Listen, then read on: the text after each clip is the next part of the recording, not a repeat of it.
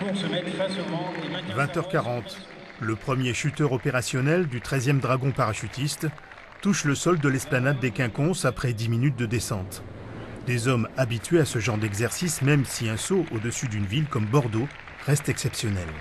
On n'a pas souvent l'occasion de faire des sauts en ville, donc, et puis de le faire le 14 juillet sur les Quinconces, c'est vraiment quelque chose d'exceptionnel pour nous. Le vent n'est pas très fort, le plafond est... Il n'y a pas vraiment de nuages, donc les conditions sont idéales pour sauter aujourd'hui. Un saut que les 8 parachutistes ont préparé avec minutie.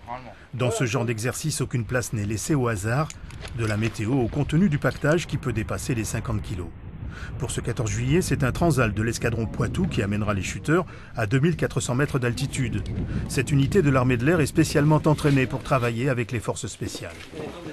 On tourne à environ 150 sauts par an. C'est un travail qui demande beaucoup de rigueur, qui demande beaucoup d'entraînement, beaucoup de disponibilité. 20h, le Transal décolle pour atteindre l'altitude prévue pour ce saut. Les chuteurs se préparent, attendent le signal puis s'élancent dans le vide. En une quinzaine de secondes, les 8 hommes ont quitté l'avion.